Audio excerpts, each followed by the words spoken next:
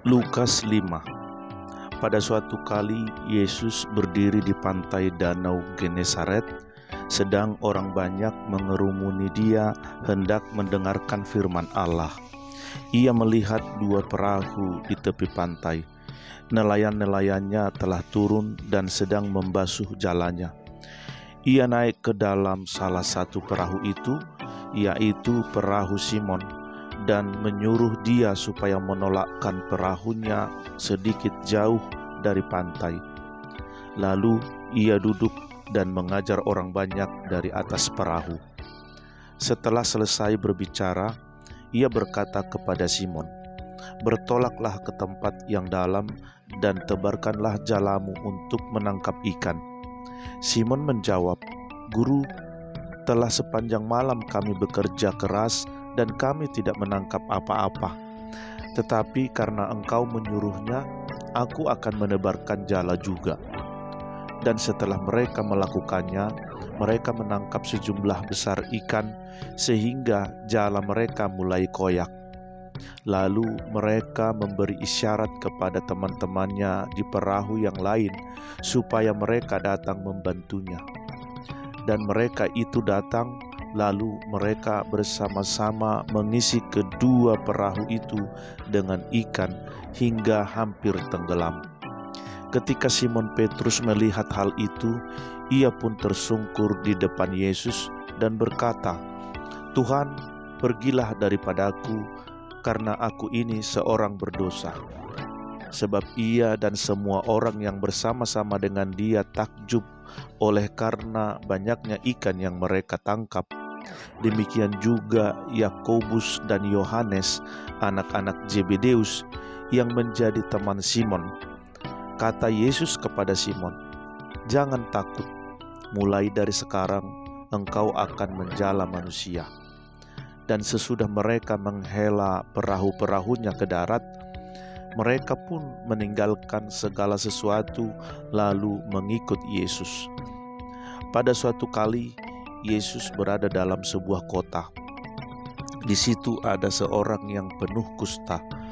Ketika ia melihat Yesus, tersungkurlah ia dan memohon, "Tuan, jika Tuan mau, Tuan dapat mentahirkan aku." Lalu Yesus mengulurkan tangannya, menjamah orang itu dan berkata, "Aku mau, jadilah engkau tahir." Seketika itu juga lenyaplah penyakit kustanya.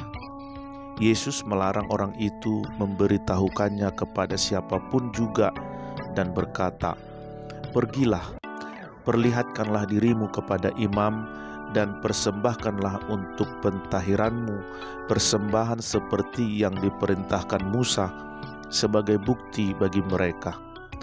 Tetapi kabar tentang Yesus makin jauh tersiar, dan datanglah orang banyak berbondong-bondong kepadanya untuk mendengar Dia dan untuk disembuhkan dari penyakit mereka.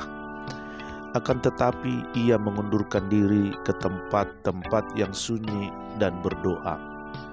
Pada suatu hari ketika Yesus mengajar, ada beberapa orang Farisi dan ahli Taurat duduk mendengarkannya. Mereka datang dari semua desa di Galilea dan Yudea dan dari Yerusalem.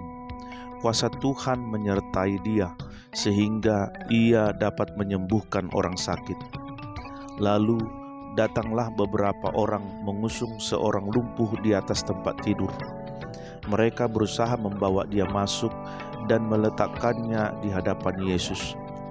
Ketika mereka tidak dapat membawanya masuk, berhubung dengan banyaknya orang di situ, naiklah mereka ke atap rumah, lalu membongkar atap itu dan menurunkan orang itu dengan tempat tidurnya ke tengah-tengah orang banyak, tepat di depan Yesus. Ketika Yesus melihat iman mereka, berkatalah ia, "Hai saudaraku, dosamu sudah diampuni." Tetapi ahli-ahli Taurat dan orang-orang Farisi berpikir dalam hatinya, "Siapakah orang yang menghujat Allah ini? Siapa yang dapat mengampuni dosa selain daripada Allah sendiri?" Akan tetapi Yesus mengetahui pikiran mereka, lalu berkata kepada mereka, Apakah yang kamu pikirkan dalam hatimu? Manakah lebih mudah, mengatakan dosamu sudah diampuni, atau mengatakan bangunlah dan berjalanlah? Tetapi supaya kamu tahu bahwa di dunia ini Anak Manusia berkuasa mengampuni dosa, berkatalah ia kepada orang lumpuh itu, "Kepadamu kukatakan, bangunlah, angkatlah tempat tidurmu, dan pulanglah ke rumahmu." Dan seketika itu juga bangunlah ia di depan mereka, lalu mengangkat tempat tidurnya dan pulang ke rumahnya sambil memuliakan Allah.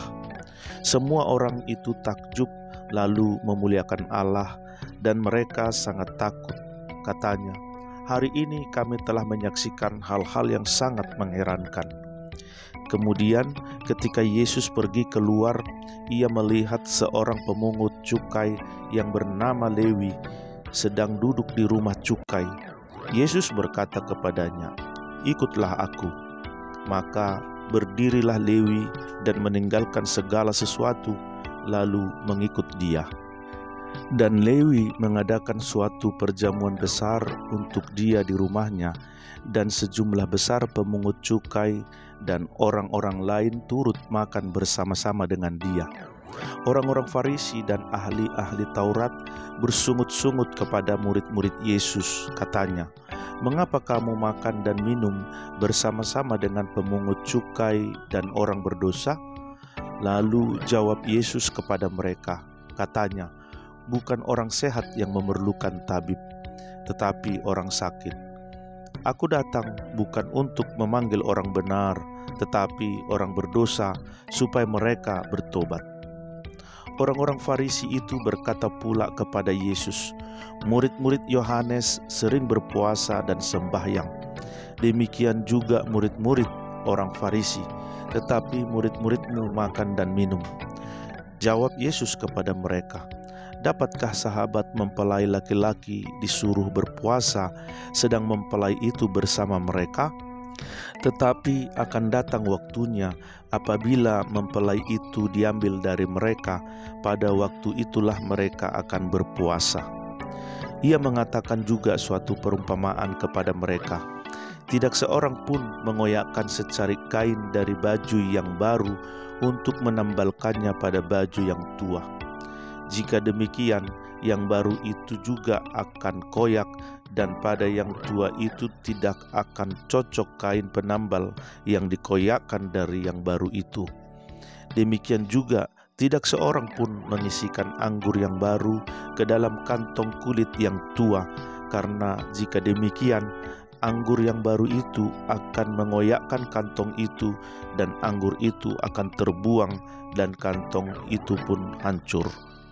Tetapi anggur yang baru harus disimpan dalam kantong yang baru pula. Dan tidak seorang pun yang telah minum anggur tua ingin minum anggur yang baru, sebab ia akan berkata, anggur yang tua itu baik."